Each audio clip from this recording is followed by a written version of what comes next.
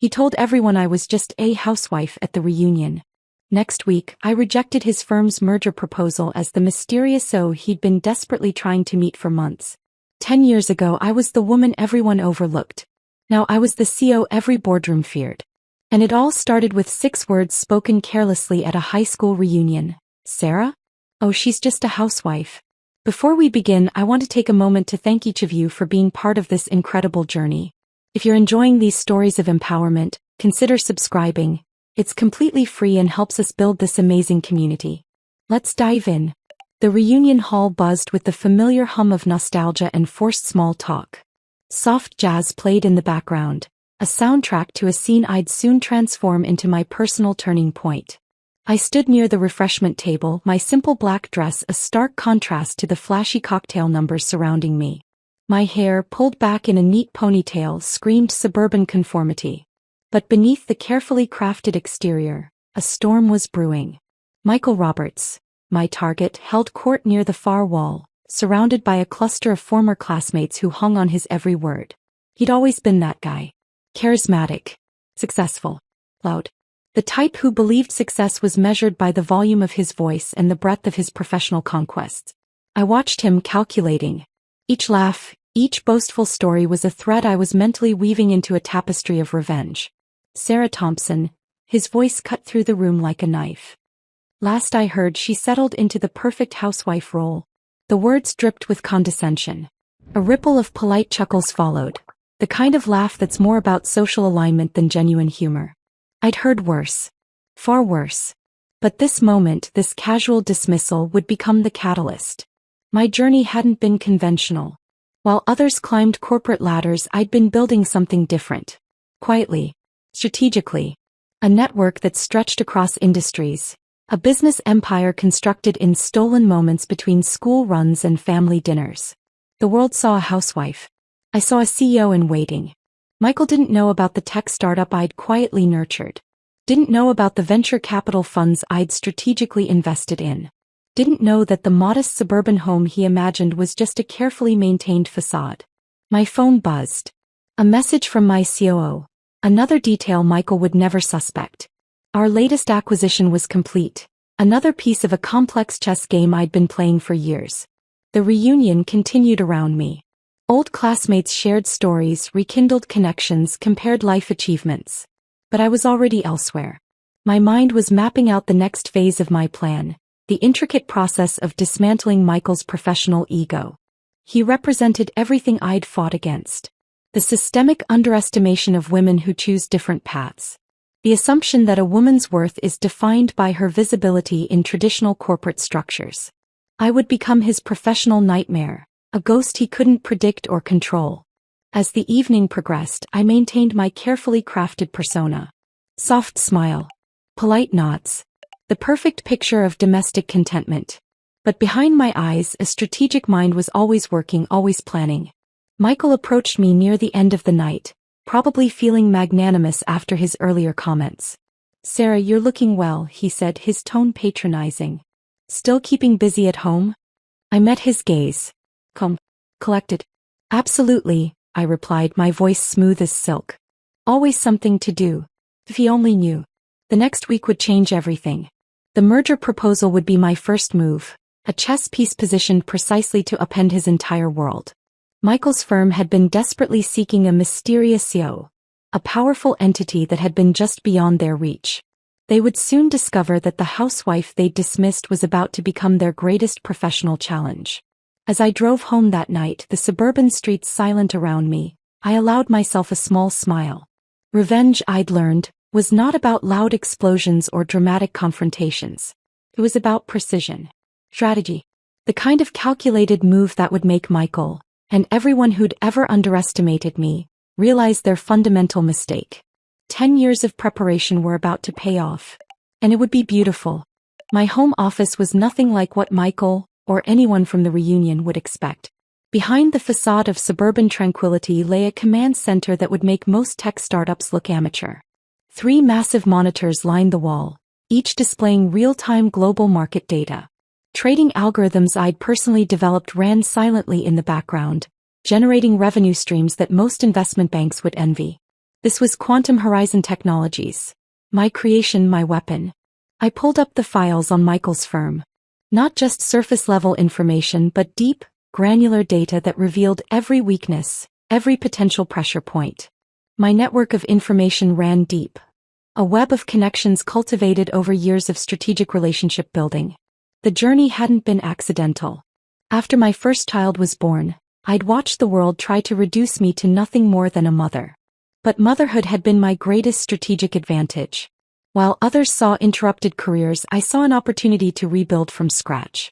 Late nights weren't spent on mindless television. They were education sessions, online courses in advanced computer science, blockchain technology, venture capital strategies. My children's nap times became coding sessions. School pickups were scheduled around international conference calls. My first major breakthrough came unexpectedly. An algorithm I developed to optimize family scheduling morphed into a revolutionary supply chain management system. The first investor who saw its potential wrote a check that changed everything. But I kept it quiet. Strategic silence was my greatest weapon. Quantum Horizon wasn't just a tech company. It was a carefully constructed instrument of precision. We didn't just develop technology. We anticipated market needs before they became apparent. Our predictive AI models were years ahead of competitors, quietly revolutionizing entire industries. I recalled the early days. My husband, supportive but confused, would find me surrounded by technical manuals and complex mathematical models. Another hobby, he'd ask. If he only knew that these hobbies were constructing an empire. The phone rang. So Elena, a brilliant mind I'd recruited from MIT. The European expansion is ready, she said. No pleasantries. No small talk. We communicated in the language of strategy and execution. Proceed, I responded. 2 words that would trigger a cascade of economic movements worth billions. My success wasn't about luck. It was about seeing the invisible connections others missed. While traditional corporate structures saw boundaries, I saw opportunities. Each limitation placed on me, as a woman, as a mother, as a housewife, became a strategic advantage. The tech industry loved its prodigy stories. Young men fresh out of Stanford or MIT, changing the world from a garage. My story would be different. I'd change the world from a suburban kitchen between making lunches and helping with homework. My children knew parts of my world. My daughter, now 12, was already showing signs of the same strategic thinking. Mom, she'd say, analyzing her school social dynamics, it's all about understanding the underlying system. She was learning early what took me years to understand. The merger proposal to Michael's firm wasn't just a business move. It was a statement. A declaration that the systems of power were changing. That invisible networks were more powerful than visible hierarchies. I pulled up the latest financial projections. Quantum Horizon's growth was exponential but always calculated. No wild risks. Every move precisely measured. Our AI models predicted market shifts with an accuracy that bordered on prescience. The wall of monitors shifted. Global market data, our current projects, predictive models. A symphony of information that told a story far more complex than any reunion small talk could capture. My phone buzzed. Another acquisition target identified. Another opportunity to reshape an industry. The world saw a housewife. They would soon see a force of technological and economic transformation. Michael and his colleagues believed they understood power. They understood nothing. As the sun began to set, casting long shadows across my meticulously organized office, I allowed myself a moment of reflection. This wasn't just about revenge. This was about rewriting the narrative of what's possible. The next move was already in motion. And no one, absolutely no one, saw it coming. Revenge is an art form. And like any masterpiece, it requires meticulous preparation.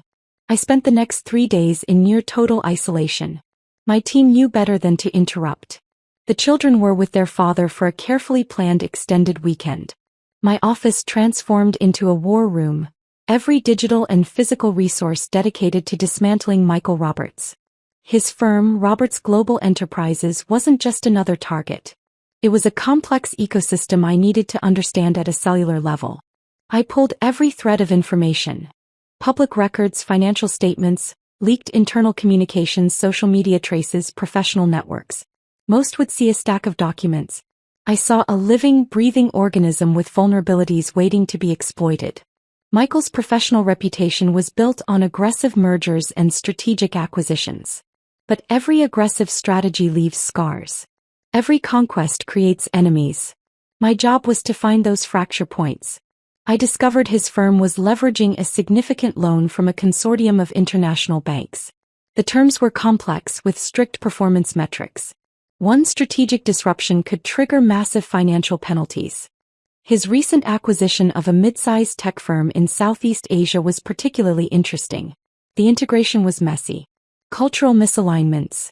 Technological incompatibilities. A pressure point waiting to be pressed. Elena entered with an encrypted tablet. The deep dive report on Roberts Global, she said. No greeting. No small talk. We communicated in the language of pure strategy. The report was a masterpiece of investigative intelligence. Not just numbers and facts, but the invisible connections that truly define a corporate ecosystem.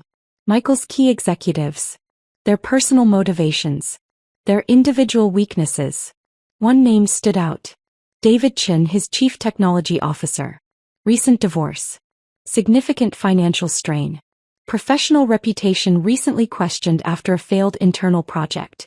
Target identified, I muttered. My approach wouldn't be a frontal assault. That was for amateurs. This would be surgical. A precision strike that would dismantle everything Michael believed he had built. Quantum Horizons AI models began running complex simulations. Thousands of potential scenarios, each calculated with microscopic precision. We weren't just planning a merger rejection. We were orchestrating a complete professional deconstruction. The merger proposal we'd draft wouldn't just be a business document. It would be a psychological weapon. I thought back to that reunion. Those 6 dismissive words. She's just a housewife. Each memory fueled my strategy but never clouded my judgment. Emotion was a tool to be wielded, not a force that could control me. My phone buzzed. A message from my daughter. Saw your Bloomberg interview clip. You were awesome, Mom. A rare smile crossed my face. He was learning. Understanding that power isn't announced, it's demonstrated. The next 48 hours would be crucial. Every digital trace needed to be perfect. Every communication calculated. We would become a ghost in Michael's corporate machinery. I pulled up the preliminary merger proposal draft. It wasn't just a document. It was a trap meticulously designed. Each clause a potential trigger. Each page a psychological manipulation. The beauty of true revenge isn't destruction. It's transformation. Making someone understand deeply and profoundly the magnitude of their miscalculation. Michael thought he knew the business world. He had no idea what was coming. Our AI had identified 17 potential intervention points in Roberts Global's current portfolio. 17 opportunities to apply strategic pressure. Not all would be used, but each represented a potential weapon. David Chin would be our first point of contact. Not directly. Through carefully constructed intermediaries. A whisper here. Suggestion there. Planting seeds of doubt about the firm's current direction. The merger proposal was more than a business document. It was a narrative. A story of potential that would simultaneously attract and repel. Designed to create maximum psychological tension. As midnight approached, I reviewed the final preparations. Each detail checked and rechecked. In the world of high-stakes corporate strategy, there are no second chances. Michael Roberts believed he understood power. He was about to receive a masterclass in true strategic transformation. The first move was ready, and it would change everything. The merger proposal arrived like a phantom, silent, precise, impossibly perfect. Roberts Global's executive team received the document through channels so discreet they seemed to materialize out of thin air. No digital fingerprints. No traceable origin. Just pure strategic communication that would make intelligence agencies proud. I watched the initial reactions through a carefully constructed network of digital surveillance. Not hacking, that was too crude. This was strategic observation, each movement tracked with surgical precision. Michael's first response was typical. Curiosity mixed with professional arrogance. The mysterious CEO behind the proposal had crafted something unprecedented. A merger document that was simultaneously attractive and challenging. Our AI had analyzed thousands of previous merger proposals, identifying exactly what would trigger Michael's competitive instincts. The document wasn't just a business proposition. It was a psychological puzzle designed to consume his every waking moment. Key details were strategically obscured. Enough information to tantalize, not enough to fully comprehend. Each page was a breadcrumb leading to a deeper mystery. David Chin, the CTO I'd identified earlier, was the first to truly dig deeper. His recent professional vulnerabilities made him the perfect entry point. A series of anonymous communications, each perfectly crafted to align with his current professional frustrations, began to circulate. Whispers about innovation. Hints of technological breakthroughs. Subtle suggestions that Roberts Global was falling behind the cutting edge. Elena approached me, a rare look of admiration crossing her face. "It's working," she said. Not a question. A statement of fact. The merger proposal was more than a document. It was a narrative weapon. Each paragraph carefully constructed to create maximum psychological tension. Potential technological synergies that were just beyond comprehension. Financial projections that defied traditional analysis. Michael's team began internal debates. Late-night strategy sessions. Heated discussions about the mysterious proposal's potential. They were doing exactly what we wanted. Consuming themselves with speculation. My children would be proud. This was strategy as an art form. The first meeting request came exactly 72 hours after the proposal's delivery. Predictable. Exactly as we had calculated. Michael would want to meet the mysterious CEO, but we would control every aspect of that interaction. A virtual meeting was proposed. Encrypted channels. Anonymous communication platforms. Each layer of communication a carefully constructed illusion. I prepared myself. Not just professionally but psychologically. This wasn't just a business meeting. This was the first act of a carefully orchestrated revenge. The virtual meeting room was a masterpiece of technological manipulation. Our AI had constructed a digital environment that would reveal nothing, yet suggest everything. Background subtly shifting. Voice modulated to remove any identifying characteristics. "Welcome," I began, my voice a perfect blend of professional confidence and strategic mystery. Michael's initial approach was aggressive. Typical. He believed he could dominate any conversation, break down any barrier. He had no idea he was walking into a trap decades in the making. "Your proposal is unconventional," he started, trying to maintain control. I let a calculated pause hang in the air. Silence can be more powerful than words. "Unconventional times require unconventional strategies," I responded. Each word measured. Each syllable a potential weapon. Our AI was running multiple communication analyses simultaneously. Tracking micro-expressions.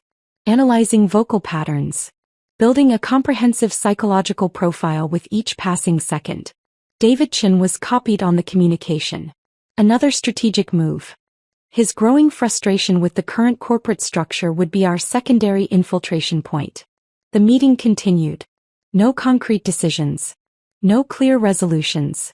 But something far more important was happening. We were planting seeds of doubt. Creating hairline fractures in Michael's professional confidence. As the virtual meeting concluded, I allowed myself a moment of reflection. This was more than revenge. This was a systematic deconstruction of everything Michael believed about power, success, and professional identity. The first move was complete. And Michael Roberts had no idea what was truly coming. The boardroom at Roberts Global was a temple of corporate masculinity. Mahogany tables. Floor-to-ceiling windows overlooking the city. Artwork strategically chosen to communicate power. Michael sat at the head of the table, the merger proposal spread before him. His team watched, waiting. This was more than a meeting. This was a performance. I was everywhere and nowhere. Our encrypted communication channels were prepared. Every digital pathway carefully constructed. The rejection would be a surgical strike. David Chin sat slightly apart from the others. The seeds we'd planted were germinating. Subtle doubts. Professional frustrations. He was our unintentional ally. "The proposal is unprecedented," Michael began, his voice carrying that familiar tone of condescension. "Unconventional. Challenging." I knew every word. Every potential response had been modeled thousands of times by our AI. This wasn't a negotiation. This was a precise demolition. The first blow would be financial. Our analysis had identified a critical weakness in their current loan structure. One strategic rejection would trigger a cascade of financial complications. Preliminary analysis suggests significant technological synergies, Michael continued. But the details remain ambiguous. Ambiguity was our weapon. We had constructed the proposal to be simultaneously attractive and impossible to fully comprehend. Elena was monitoring everything. Real-time analytics flowing through our secure channels. Every micro-expression. Every vocal modulation. We were dissecting their psychology in real time. The moment approached. Precision was everything. I propose we move forward with. Michael never finished the sentence. Our rejection arrived. Not as a simple no, but as a comprehensive deconstruction of their entire strategic positioning. The digital document was a masterpiece of strategic communication. Each paragraph a calculated strike. Financial projections that exposed hidden vulnerabilities. Technological assessments that questioned their fundamental approach to innovation. David Chen's reaction was the first tell. A subtle shift. A moment of recognition that something fundamental had changed. Michael's face transformed. Confusion first. Then anger. Then a dawning realization that something was fundamentally different. "Who are you?" he muttered. A question that would consume him. The rejection wasn't just about stopping a merger. It was about demonstrating a level of strategic sophistication that would haunt Michael's professional nightmares. Our AI had identified 17 potential pressure points in their current portfolio. The rejection document expertly highlighted 3. Just enough to create maximum psychological tension. The International Banking Consortium monitoring their loan would receive a copy. Subtly. Strategically. Each word a potential trigger for financial reevaluation. Michael's team began their internal discussions. Heated. Confused. Exactly as we had designed. David Chen was the first to speak. "We need to understand more about this proposal's origin." Exactly what we wanted. The rejection wasn't a closed door. It was an invitation to a deeper, more complex game. My phone buzzed. A message from my daughter. "Mom, your stock is up 7% today." She was learning to read the financial markets, understanding that power is both strategic and numerical. Elena entered my office. No words needed. Her expression said everything. Phase 1 was complete. The corporate world Michael knew was about to fundamentally change. He thought he understood power. He understood nothing. The rejection would circulate through professional networks. Each reading would reveal new layers of strategic complexity. A document that was both a weapon and a warning. My reflection in the office window showed something different. Not just a woman. Not just a mother. But a strategic force that would reshape entire industries. The reunion felt like a lifetime ago. Just a housewife, they had said. Now they would learn the true meaning of underestimation. Michael Roberts was about to experience a professional deconstruction unlike anything in corporate history. And we were just getting started. The fallout was instantaneous. Within 48 hours, Roberts Global's stock began to tremble. Not collapse. Tremble. A subtle vibration that spoke of something far more dangerous than a simple market correction. Michael's response was predictable. Aggressive. Desperate. Investigative teams were deployed. The most expensive corporate intelligence firms were brought in to uncover the origin of the mysterious merger proposal. They would find nothing. We ensured that. Our digital footprint was a ghost. Perfectly constructed. Deliberately elusive. David Chen became our primary point of vulnerability. The whispers we'd carefully planted began to grow. Rumors about technological stagnation. Questions about the firm's innovative capacity. I watched through our network of digital surveillance. Each movement calculated. Each response anticipated. Elena updated me continuously. Not with reports. With precision-crafted summaries that captured the essence of the unfolding strategy. "Chen's looking externally," she said during our next briefing. No additional context needed. We communicated in the language of pure strategy. The pressure points we'd identified were now active. Like precisely placed acupuncture needles in the corporate body of Roberts Global. Michael's initial confidence began to crack. Board meetings became war rooms. Defensive strategies replaced offensive moves. Exactly as we had designed. Our AI models ran continuous simulations. Thousands of potential scenarios calculated with mathematical precision. We weren't just responding. We were orchestrating. The International Banking Consortium monitoring their loan began to ask questions. Subtle inquiries. Carefully worded communications that suggested deeper concerns about the firm's stability. My children would be proud. This was strategy as an art form. A leaked internal communication found its way to key industry publications. Not through traditional channels. Through a network so complex it would take years to trace. The communication suggested internal discord. Technological limitations. Strategic misalignments. Michael's attempts to counteract the narrative only added fuel to the fire. Each press release. Each public statement. Each defensive maneuver created more questions than answers. David Chin was becoming increasingly isolated within the organization. The seeds of doubt we'd planted were taking root. I thought back to the reunion. Those 6 dismissive words. She's just a housewife. Each memory fueled my strategy but never clouded my judgment. Quantum Horizon's predictive models showed multiple potential outcomes. We weren't just playing chess. We were playing 3-dimensional chess where the board itself was constantly changing. An anonymous white paper began circulating in tech innovation circles. Brilliant. Challenging. Subtly highlighting the technological gaps in Roberts Global's current approach.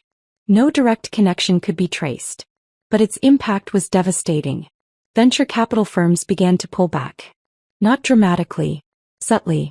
The kind of pullback that creates maximum psychological pressure. Michael's network of professional contacts started to change. Subtle shifts. Conversations becoming more guarded. Professional relationships becoming more transactional. We weren't just attacking a company. We were dismantling an entire professional ecosystem. My phone buzzed. A message from my daughter. Mom, your moves are incredible. He was learning. Understanding that true power is never announced. It's demonstrated. The financial markets continued their subtle dance. Roberts Global's stock didn't crash. It eroded. Slowly. Persistently. The kind of erosion that creates long-term structural damage. David Chin would be the first to break. Not through direct confrontation. Through a carefully constructed network of professional opportunities that would draw him away. Each move was a brushstroke. Each strategy a part of a larger masterpiece. Michael Roberts believed he understood the corporate world. He was about to receive a masterclass in true strategic transformation. The escalation was perfect.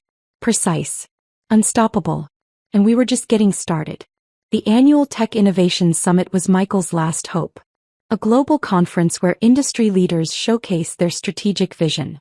Where reputations are built or destroyed in a single presentation. And where I would deliver the final blow. I arrived wearing a simple black blazer. No flashy accessories. No desperate attempts to command attention. True power doesn't announce itself. It simply exists. Michael didn't know I was there. Not yet. The conference hall buzzed with anticipation. Roberts Global was scheduled to present their revolutionary new strategic vision. A desperate attempt to recover from the systematic dismantling we'd engineered. David Chin would deliver the keynote. Our most strategically planted piece was about to move into its final position. As Michael's team took the stage, I watched from the back of the hall. Every detail of their body language. Every nuance of their presentation. Our AI had analyzed thousands of similar presentations. We knew exactly what was coming. David Chin began speaking. His slides were a masterpiece of corporate confusion. Buzzwords without substance. Strategic language that said everything and nothing. I caught Elena's eye across the room. A subtle nod. Everything was proceeding exactly as we had planned. The first crack appeared 15 minutes into the presentation. A subtle hesitation. A moment of uncertainty that would grow into a chasm. Michael watched from the side of the stage, his composure fracturing with each passing moment. Then I stepped forward. The room went silent. Quantum Horizon, I said. My voice carried across the conference hall. No microphone needed. Every head turned. Michael's face transformed. Recognition. But fear. The reunion felt like a lifetime ago. Just a housewife, they had said. I walked to the stage. Each step calculated. Each movement precise. Ladies and gentlemen, I continued, what you've just witnessed is the result of systemic professional incompetence. The conference hall became a battlefield. And I was about to deliver the final strike. I connected my device to the main presentation screen. Suddenly, the room filled with a comprehensive analysis of Roberts Global's fundamental failures. Not an attack. A surgical deconstruction. Financial projections. Technological limitations. Strategic missteps. Michael tried to interrupt. But this was no longer his stage. 10 years ago, I said, I was dismissed as just a housewife. Today, I'm the CEO who will demonstrate the true cost of underestimation. David Chin stood frozen. He knew. He had always known something was coming. The documents I presented weren't just a critique. They were a complete autopsy of Roberts Global's corporate structure. Our AI had been working for months. Every communication, every strategic move, analyzed, dissected, exposed. Michael's world was collapsing in real time. The International Banking Consortium was watching. Venture capitalists were taking notes. The tech industry was witnessing a public execution. This isn't just about a failed merger, I explained. This is about a fundamental misunderstanding of innovation, strategy, and professional respect. My children would be watching. Another lesson in strategic transformation. Michael tried to speak, but words failed him. The presentation continued. Each slide a nail in the coffin of his professional reputation. Technological gaps. Financial vulnerabilities. Strategic blind spots. No industry conference had ever seen anything like this. When I finished, the room was silent. David Chin approached me afterward. Not as an enemy. As someone who understood. You planned this, he said. Not a question. For a very long time, I responded. Michael stood in the background. Defeated. Broken. The reunion felt like a distant memory. Those 6 words, she's just a housewife, had created a tsunami of professional destruction. As I left the stage, I received a message from Elena. Our stock had jumped 12% in the last hour. Revenge was never about destruction. It was about transformation. And I had just transformed everything. The world moves differently after you've dismantled someone's entire professional existence. My office felt different in the weeks following the Tech Innovation Summit. Not larger. Not emptier. It's transformed. Media coverage was relentless. Tech Titan's stunning takedown, one headline read. The CEO who redefined corporate revenge, proclaimed another. But they understood nothing. This was never about revenge. Not truly. Elena sat across from me, a rare moment of quiet reflection. What now? She asked. The question hung in the air, pregnant with possibilities. My phone buzzed. A message from my daughter. Mom, Time magazine wants to do a feature on you. She included a laughing emoji. Our family understood strategy was an art form. Michael Roberts had disappeared from public view. His firm was being systematically dismantled by shareholders and venture capitalists who once celebrated his every move. The ecosystem we'd carefully constructed was now consuming itself. It was never personal, I told Elena. It was about challenging a system that reduces women to categories. Housewife, mother, secondary participant. The reunion felt like a distant memory. Those 6 words, she's just a housewife, had been the spark. But the fire was something much larger.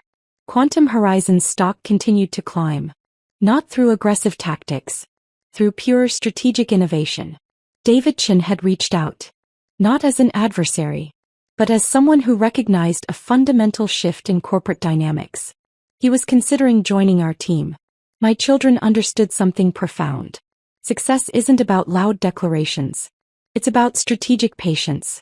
About understanding systems deeper than anyone else. The phone rang. My ex-husband. Quite a show you put on, he said. No judgment. No anger. Just recognition. Someone had to, I responded. The corporate world was changing. And we were leading that change. Interviews requested. Speaking engagements lined up. But those were secondary. The real work continued in our labs. In our strategic planning rooms. My daughter was developing her first AI model. Watching her, I saw a reflection of my own journey. Not just inheritance. Evolution. They'll write about this, Elena said. A statement. Not a question. Corporate histories are written by those who understand that power is never given. It's constructed. Carefully. Strategically. The media wanted a narrative of revenge. Of a woman scorned. They missed the entire point. This was about dismantling systems that limit potential. About demonstrating that innovation knows no gender. No predetermined category. My phone showed messages from women across industries. Not just congratulations, but recognition. Understanding. You gave us a blueprint, one message read. Another. This is what breaking glass ceilings looks like. Michael Roberts had become a cautionary tale. Not because of what we did, but because of what he represented. The reunion felt like a lifetime ago. Those dismissive words had awakened something far larger than personal retribution. A movement. Elena was preparing our next strategic initiative. Something that would make the Roberts Global takedown look like a preliminary exercise. My children watched. Bernie. Understanding that strategy is a language. That intelligence has no gender. The corporate world would never be the same. And we were just getting started. A text from my daughter. Ready for the next challenge, Mom? I looked at Elena. She understood immediately. Always, I responded. The game continues. 5 years had passed since the Tech Innovation Summit. The world looked different. Not just because of what I had done, but because of what we had started. Quantum Horizon had become more than a company. It was a movement. A reimagining of corporate potential. My daughter stood beside me during the annual innovation conference. No longer a child watching. Now a partner. Her first AI model had just revolutionized predictive healthcare analytics. Full circle, she whispered. The reunion felt like a distant memory. Those 6 words, she's just a housewife, had transformed into a global conversation about potential. About limitations. About breaking through. Michael Roberts? A footnote in corporate history. Our foundation now funded technological education for women across continents. Not charity. Strategic investment in human potential. Elena had become more than a CEO. She was the architect of our broader vision. Each initiative a carefully constructed intervention in systems that had long marginalized potential. The phone rang. David Chen.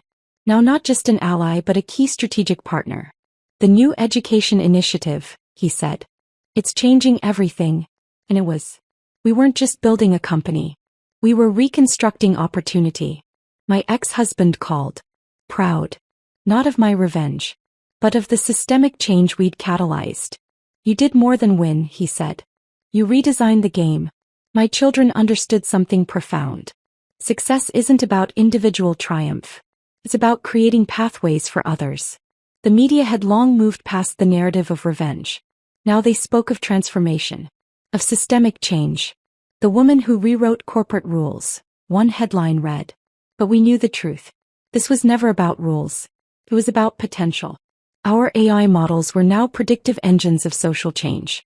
Not just identifying market trends, but understanding human potential before it was recognized. The foundation we'd built was our real legacy. Technology scholarships. Mentorship programs. Strategic interventions in educational systems. We're not just changing industries, I told my daughter. We're changing how potential is recognized. He understood. Completely. Michael Roberts had become a case study. Not of defeat, but of what happens when potential is systematically underestimated. Our next project would transform educational technology. Identifying potential in students long before traditional systems could recognize it. Elena entered with our latest strategic proposal. Not a document. A blueprint for human potential. The reunion felt like a lifetime ago. Those 6 dismissive words had become a global conversation about capability. About recognition. Ready? My daughter asked. I looked at the team. At Elena. At the room full of brilliant minds we'd assembled. Always, I responded. The world was still full of systems waiting to be redesigned. Of potential waiting to be unleashed. And we were just getting started. A text from a scholarship recipient. A young woman who developed a breakthrough in renewable energy technology. Thank you, the message read. For showing us what's possible. This was never about revenge. This was about transformation. And transformation is a continuous journey.